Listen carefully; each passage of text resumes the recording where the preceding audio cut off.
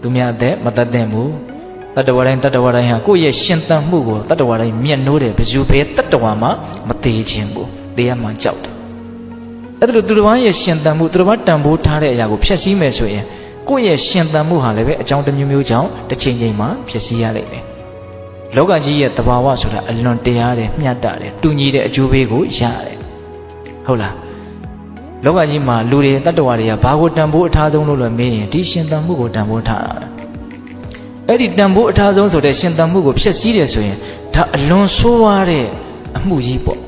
ဟုတ်တယ်မဟုတ်လားသူများရဲ့ရှင်သန်မှုကိုကြတော့ဖျက်ဆီးခြင်းနဲ့ကိုယ်ရှင်သန်မှုကိုကြတော့အထီးကိုက်မခံနိုင်ဘူးဆိုရင်ဒီလူဟာစိတ်ကောင်းရှိတဲ့လူလို့ဆိုမလားစိတ်ယုတ်မှရှိတဲ့လူလို့ဆိုမလား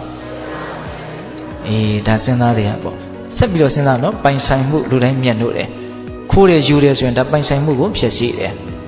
လူတိုင်းဒီကာမဂုဏ်ကိစ္စဒီအိမ်တော်ရေးကိစ္စตายရခြင်းတယ်စဉ်းစားကြည့်ပါပိဿတို့ဉာဏ်ရှိတယ်ဒါကြောင့်မလုတ်တဲ့မလုတ်ထိုက်တဲ့အလုပ်ကိုမလုတ်မိအောင်ကြိုးစားဖို့ကပို့ပြီးတော့အရေးကြီးတယ်လုတ်တဲ့လုတ်ထိုက်တဲ့အလုပ်ကိုပါလုတ်ဖြစ်အောင်ကြိုးစားအောင်မယ်ဆိုရင်တော့ဒါအတိုင်းထက်အလွန်ပေါ့နော်ဒါကြောင့်ပိဿပေါင်းတော်ကောင်းတို့အဲ့ဒီမြင့်မြတ်တဲ့သီလတမာတိပညာတို့ရဲ့အကြောင်းတရားဖြစ်တဲ့သီလနိဗ္ဗာန်ချမ်းသာကိုမြန်မြန်ရစေနိုင်တဲ့သီလသူတော်ကောင်းတရားမှန်သမျှတို့ရဲ့တရားဖြစ်တဲ့သီလရဲ့ဂုဏ်ကျေးဇူးကိုပြောရင်တော့ကိုယ်နိုင်ဝယ်ရမရှိဘူးဟုတ်လားသီလတကယ်ရှိမယ်ဆိုလို့ရှိရင်အဲ့ဒီပုဂ္ဂိုလ်ဟာအလွန်မှလူလောကကြီးမှာရဲရဲချင်းချင်းနေနိုင်တယ်နောင်တရစရာဘာမှလည်းမရှိဘူးเนาะတေဂာနိမှာတူတူဝေးသေးစရာအကြောင်းလည်းမရှိဘူးဟုတ်လားပြီးရင်သိပြီးတဲ့နောက်ကောင်းရမြတ်ရာကိုလည်းရှောင်းနိုင်တယ်နော်ပိတ်တကြသွားရင်ညှို့ငယ်စရာလည်းမလိုဘူးမကောင်းတဲ့ကြော်သောတန်တွေထွက်เสียအကြောင်းလည်းမရှိဘူးတကယ်တမ်းကသီလရဲ့ဂုဏ်ကျေးဇူးပြောเสียအများကြီးရှိပါတယ်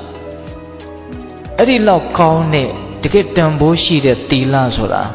ဒီခန္ဓာကိုယ်ကြီးကိုပဲအရင်ပြုပြီးတော့ရှားရတာ